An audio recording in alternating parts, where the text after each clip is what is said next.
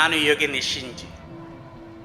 ನಿನ್ನೆ ನಾನು ವಿದ್ಯೆ ಎಂಬುದನ್ನು ತಿಳಿದುಕೊಂಡೆ. ಹಾಗಾದರೆ ಜ್ಞಾನ ಎಂಬುದು ಯಾವುದು? ಈ ವಿದ್ಯೆ ಎಂಬುದು ಅದು ಯಾವತ್ತೂ ನಿಜವಲ್ಲ. ನಿಜವೆಂದು ಕಾಣ್ತದೆ, ಆದರೆ ಅದು ಶಕ್ತಿಶಾಲಿ ಆದುದಲ್ಲ. It gives us comfort. ಅಥವಾ ಯಾವುದೇ ಒಂದು ರೋಗ ಬಂದರೆ ಅದನ್ನು ನಾವು ಕಂಫರ್ಟ್ ಅಥವಾ ನಿಲ್ಲಿಸಲಿಕ್ಕೆ ಸಾಧ್ಯವಿದೆ, but control it, not to cure it. ಅಲ್ಲ, ಕ್ಯೂರ್ ಮಾಡುವ ವಿದ್ಯೆ ನಮ್ಮಲ್ಲಿ ಇಲ್ಲ. ಒಮ್ಮೆ ರೋಗ ಬಂದರೆ ಅದು ಬಂದೇ ಹೋಯ್ತು. ಒಮ್ಮೆ ಡಯಾಬಿಟಿಸ್ ಬಂತು, ಅದು ಬಂದೇ ಹೋಯ್ತು. ಅದನ್ನು control it, but you can cure it ಅಲ್ವಾ? ಆದರೆ ಜ್ಞಾನದಿಂದ ಅದು ಸಾಧ್ಯ ಎಂದು ಹೇಳಲಾಗಿದೆ. ಈ ಜ್ಞಾನವನ್ನು ನಿಮಗೆ ವಿದ್ಯೆ ಮತ್ತು ಜ್ಞಾನದ ಬಗ್ಗೆ ತಿಳಿದರೆ ಅದರಲ್ಲಿ ನಾವೇನು ಹೇಳ್ತೇವೆ, ಒಂದು ಪ್ರತ್ಯಕ್ಷ ಜ್ಞಾನ ಮತ್ತೊಂದು ಪರೋಕ್ಷ ಜ್ಞಾನ ಅಂತ ಹೇಳ್ತೇವೆ. ಈ ಪ್ರತ್ಯಕ್ಷ ಜ್ಞಾನ ಅಥವಾ ಅಪರೋಕ್ಷ ಅನುಭೂತಿ ಅಥವಾ ಪರೋಕ್ಷ ಜ್ಞಾನ, ಮತ್ತೊಂದು ಅಪರೋಕ್ಷ ಅನುಭೂತಿ ಅಂತ ಹೇಳ್ತಾರೆ. ಈ ಅಪರೋಕ್ಷ ಅನುಭೂತಿ ಅಂದರೆ ಡೈರೆಕ್ಟ್ ನಾಲೆಜ್ ಫ್ರಮ್ ದ ಗುರು. ರಾಮಕೃಷ್ಣ ಪರಮಹಂಸರು ಹುಟ್ಟಿದೊಡನೆ ಆ ಶಕ್ತಿ ಅದು ಸ್ವಾಮಿ ವಿವೇಕಾನಂದರಿಗೆ ಹಾದು ಹೋಗಿ ಕಾಲಕ್ರಮೇಣಾಂತರದ ಅದು ಬೆಳೆಯುತ್ತಾ ಜ್ಞಾನವಾಗಿ ಮಾರ್ಪಡ್ತು. ಅಲ್ಲಿ ಇಳಿಸುವಂಥದ್ದು ಗದಾಧರ ಭಟ್ಟ ಒಂದು ಶಾಲೆಯಲ್ಲಿ ಹೋಗಿಲ್ಲ, ಅದು ವಿವೇಕಾನಂದ ಡಬಲ್ ಗ್ರಾಜ್ಯುಯೇಟ್. ನೋಡಿ, ಅದು ಶಕ್ತಿಯ ಸಂವಹನ. ಆ ಶಕ್ತಿ ಅವನಲ್ಲಿ ಹಾದು ಹೋಯಿತು ಒಂದು ಕ್ಷಣ, ಆದರೆ ಅದು ಬೆಳೆಯಲ್ಪಟ್ಟಿದ್ದ. ಕೃಷ್ಣ ಅರ್ಜುನನೇ ನೀಡಿದ ಒಂದು ಕ್ಷಣ, ಅದರ 18 ದಿನಗಳ ಕಾಲ ಅದು ವಿಸ್ತರಿಸಿದೆ. ಸೊ ನಾನು ಹೇಳಬೇಕಾದ ಏನೆಂದರೆ, ಅದು ಡೈರೆಕ್ಟ್ ಎಕ್ಸ್ಪೀರಿಯನ್ಸ್ ಅಥವಾ ಏನು ಹೇಳ್ತೇವೆ, ಅಪರೋಕ್ಷ ಅನುಭೂತಿ. ಡೈರೆಕ್ಟ್, ಪರೋಕ್ಷ ಅಲ್ಲ, ಡೈರೆಕ್ಟ್ ಅನುಭೂತಿ, ಎಕ್ಸ್ಪೀರಿಯನ್ಸ್ ಗುರುಗಳು ನೀಡುವಂಥ. ಅಥವಾ ಇನ್ನೊಂದು ಏನಿದೆ ನಾನು ಹೇಳ್ತೇನೆ, ಅದು ಪರೋಕ್ಷ ಜ್ಞಾನ. ಈ ಪರೋಕ್ಷ ಜ್ಞಾನದ ಹಲವು ವಿಧಗಳಲ್ಲಿ ಮಾರ್ಪಟ್ಟಿದೆ. ನಾವು ಹೇಳ್ತೇವೆ ಪ್ರಸ್ಥಾನತ್ರಯಗಳನ್ನ ಕಾಣಬಹುದಾದರೆ, ಒಂದು ಹೇಳ್ತೇವೆ ಭಗವದ್ಗೀತೆ ಮತ್ತು ಉಪನಿಷತ್ತುಗಳು, ಅವುಗಳ ಸಮನ್ವಯ ಬ್ರಹ್ಮಸೂತ್ರ, ಇಷ್ಟು ತಿಳ್ಕೊಂಡ್ರೆ ಸಾಕಪ್ಪ ಅಂತ ಹೇಳ್ತಾರೆ. ಈ ಪರೋಕ್ಷ ಜ್ಞಾನ ಅಪರೋಕ್ಷ ಅನುಭೂತಿಗೆ ಸಾಕು ಅಂತ ಹೇಳ್ತಾರೆ. ಆದರೆ ನಾವು ಗೃಹಸ್ಥ ಧರ್ಮ ಉಳಿದವರಿಗೆ ಏನು ಮಾಡುವುದು? ಉಳಿದವರಿಗೆ 18 ಪುರಾಣಗಳಿವೆ, ಅದರ ಮೇಲೆ ಪುನಃ 18 ಉಪಪುರಾಣಗಳಿವೆ, ಮತ್ತೆ ಮಗದಷ್ಟು ಅವ್ಯ ಪುರಾಣಗಳಿವೆ ಅಲ್ವಾ? ಅದರ ನಂತರ ಬಂದ ವೇದಗಳಿವೆ, ಆ ವೇದಗಳಿಂದ ಉಪನಿಷತ್ತುಗಳಿವೆ, ವೇದಾಂತಗಳಿವೆ, ಅದರ ನಂತರ ಕಾವ್ಯ ಇತಿಹಾಸಗಳಿವೆ, ಅಥವಾ ಕಲ್ಪಸೂತ್ರಗಳಿವೆ, ಆಗಮಗಳಿವೆ, ಅಥವಾ ದರ್ಶನ ಶಾಸ್ತ್ರ ಸಾಕಷ್ಟು ಇದೆ, ಅಥವಾ ಬೇಕಾದರೆ ನಾಸ್ತಿಕ ಅಥವಾ ನಿರೀಶ್ವರವಾದಂಥ ಬೌದ್ಧ ಜೈನ ಮುಂತಾದ ಇತಿಹಾಸಗಳಿವೆ. ಹಲವಾರು ವಿಷಯಗಳು, ಹಲವಾರು ಪುಸ್ತಕ ಬಂದ ನಂತರ ಬಂದ ಮಗದು, ನಾಗಾರ್ಜುನ, ವಸುಗುಪ್ತ ಮುಂತಾದವರ ಸೂತ್ರಗಳು, ಶಿವಸೂತ್ರಗಳಿವೆ, ಅಥವಾ ಭಕ್ತಿ ಯೋಗವಿದೆ, ಶಾಂಡಿಲ್ಯರ ಭಕ್ತಿ ಸೂತ್ರ, ನಾರದ ಭಕ್ತಿ ಸೂತ್ರ ಮುಂತಾದವು ಒಳಗೊಳಗೆ ಮತ್ತೆ ಮುಂತಾದ ಪ್ರಯೋಗ ಭಾಷೆಗಳಿವೆ ಅಲ್ವಾ? ಆದ್ದರಿಂದ ನಾವು ತಿಳಿದುಕೊಳ್ಳಲು ಸಾಕಷ್ಟು ಇದು ಒಂದು ಜನ್ಮ ಸಾಕಾಗ್ತದೆ. 4 ವೇದಗಳನ್ನು ಕಲಿಯುವಾಗ 48 ವರ್ಷಗಳು ಹೋಗ್ತಾ ಇದ್ವಿ. ಸೊ ನಾವೇನು ಹೇಳ್ತಾ, ಇದನ್ನೆಲ್ಲ ನಾವು ಪರೋಕ್ಷ ಜ್ಞಾನ. ಈ ಪರೋಕ್ಷ ಜ್ಞಾನ ನಮಗೆ ಏನು ಮಾಡ್ತದೆ? ಇಲ್ಲ, ಯಾವುದೋ ಒಂದು ನಿಜವಿದೆ, ಅದನ್ನು ನಾನು ತಿಳಿದುಕೊಳ್ಳಬೇಕು. ಹಾಗಾದ್ರೆ ನಾನು ಯಾರು, ಅಥವಾ ನಾನು ಯಾರು, ಅಥವಾ ನನ್ನದು ಯಾವುದು ಎಂದು ನಾವು ಹೇಳ್ತೇವೆ ವಿಭಕ್ತಿ ಪ್ರತ್ಯಯಗಳಲ್ಲಿ. ನಾನು, ನನ್ನದು, ನನ್ನಿಂದ, ನನ್ನ ದೆಸೆಯಿಂದ, ನನಗೆ, ನನಗಿಂದ. ಈ ರೀತಿ ನಾನು ಎಂಬುದು ಯಾರು, ನನ್ನದು ಎಂಬುದು ಯಾರು ಎಂಬುದು. ಈ ಗಂಡಸರಲ್ಲಿ ನಾನು ಎಂಬುದು ಇರುತ್ತದೆ, ಹೆಂಗಸರಲ್ಲಿ ನನ್ನದು ಎಂಬುದು ಅಲ್ವಾ?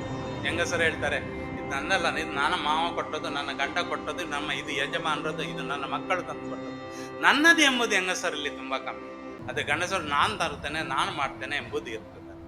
ಈ ನಾನು ಮತ್ತು ನನ್ನದು ಎಂಬುದು ನಮ್ಮ ಏನು ಹೇಳ್ತೇವೆ ಅಪರೋಕ್ಷ ಅನುಭೂತಿಗೆ ಒಂದು ದೊಡ್ಡ ಅಡಚಣೆ ಆಗಿದೆ.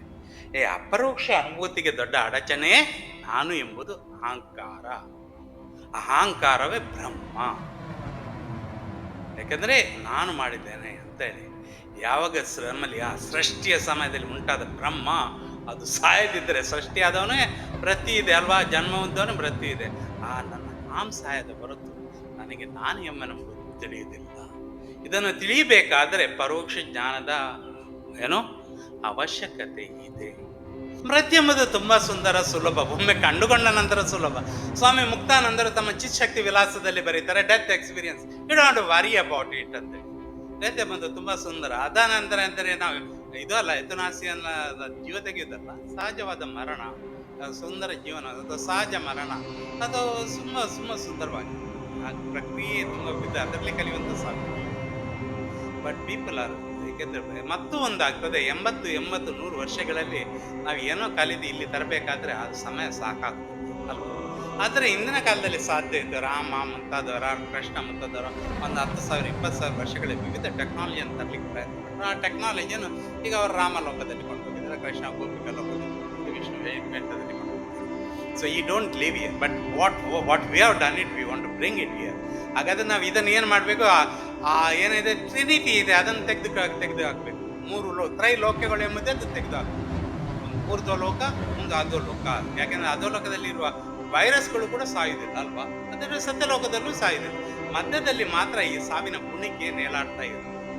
ಸೊ ವಾಟ್ ವಿ 9 ತಿಂಗಳು ಬೆಳೆದು 60 ಮತ್ತೆ ನಾವು ಪುನಃ ನಮ್ಮ ಚೈತನ್ಯವನ್ನು ಕಳೆದುಕೊಂಡು ಪುನಃ ನಾವು ತಿರುಗಾಡ್ತಾ ಇರೋದ್ರಿಂದ ಏನು ಪ್ರಯೋಜನವಿಲ್ಲ ಎಂಬುದು ಬಂದಾಗ ವಿ ಡಿಸೈಡೆಡ್ ಈ ಮರ್ತ್ಯ ಲೋಕ ಎಂಬುದು ಹೋಗಬೇಕು.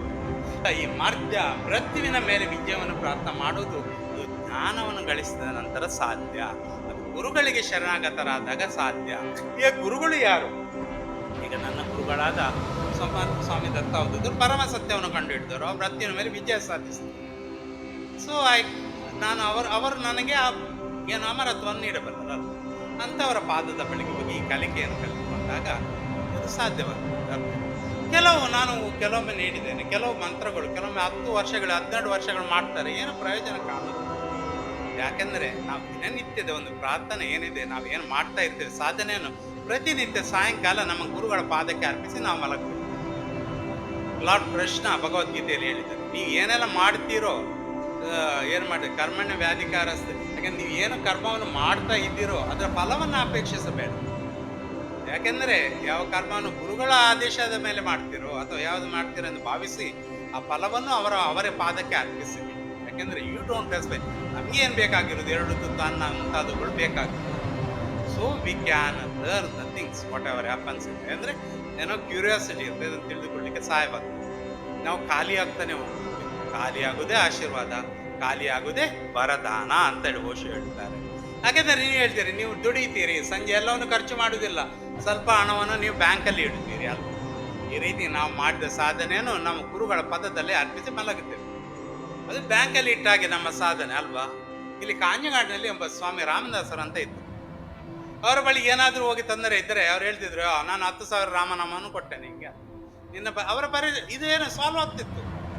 ಭಗವಂತ ರಾಮನೇ ಅವನು ಸಾಲ್ವ್ ಮಾಡ್ತಾ ಇದ್ದ. ಮತ್ತೆ ಹೇಳ್ತಿದ್ರು 10,000 ರಾಮನಾಮವನ್ನು ನನಗೆ ಇನ್ನೂ ಮಾಡಬೇಕು ಅಂತೇಳಿ. ಅಂದರೆ you have to do that ಜಪ, ಅಷ್ಟು ಮಾಡಿ ನನಗೆ ಇದನ್ನು ಕೊಡ್ಬೇಕು ರಾಮದಾಸ.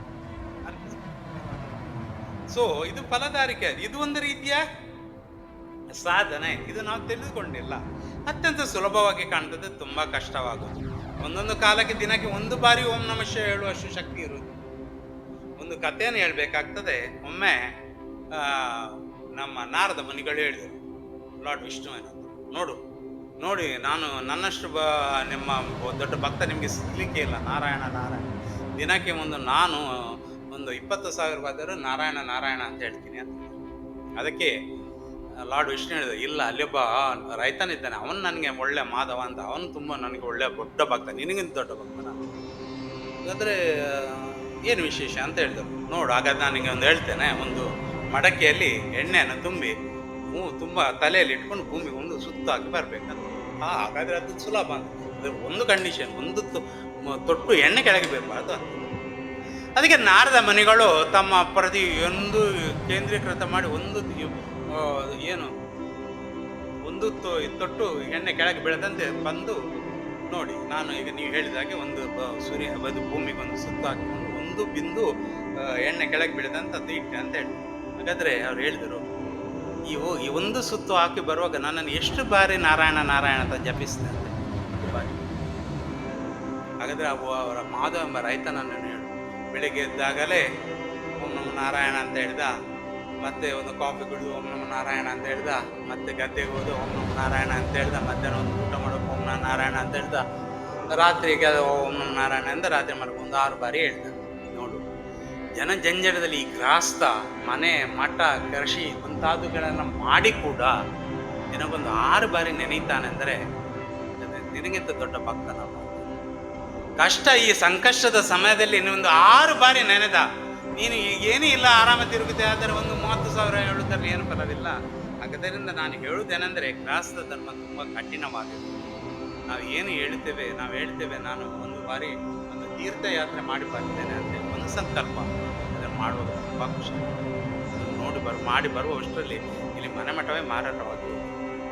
ಯಾಕೆಂದರೆ ಅಷ್ಟು ಕಷ್ಟವಿದೆ. ನಾವು ಏನಾದರೂ ನಮ್ಮ ಡಯಟಿಗೆ ಅರ್ಪಿಸ್ತೇವೆ ಅಂದರೆ ಅಷ್ಟು ಕಷ್ಟವಿರುತ್ತದೆ. ಯಾಕೆಂದರೆ ಅಷ್ಟು ಸುಲಭವಲ್ಲ, ಶ್ರಮದಾಯಕವಾದ ಜ್ಞಾನವನ್ನು ಪಡಿಬೇಕಾದ್ರೆ ಅದರ ಅರ್ಹತೆಗಳೇನು, ಅಧಿಕ ತಿಳಿಸಿಕೊಡ್ಬೇಕಾದ ಗುರುವಿನ ಲಕ್ಷಣಗಳೇನು ಮುಂತಾದವುಗಳು ಕೊಂಡಾಗ ಆ ಜ್ಞಾನ ಎನ್ನುವುದು ಏನೆಂದು ತಿಳಿಯುತ್ತದೆ. ಇದನ್ನು ನಾವು ಅಪರೋಕ್ಷಿತ ಅನುಭೂತಿ ಅಥವಾ ಆ ಗುರುಗಳಿಂದ ಡೈರೆಕ್ಟ್ ಬರಬೇಕಾದ್ರೆ ಅಲ್ಲಿ ನಮಗೆ ವೈರಾಗ್ಯ ಇರಬೇಕು.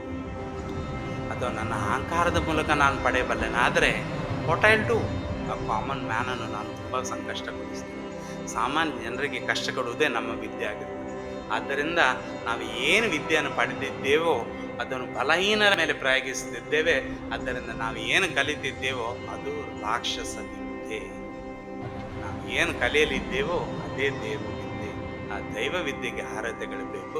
ಅದನ್ನೆಲ್ಲ ನಾನು ನಾಳೆ ತಿಳಿಸ್ತೇನೆ. ಇಲ್ಲಿಗೆ ಮುಗಿಸ್ತೇನೆ. ನಿಮ್ಮ ಮನೆ ಆದ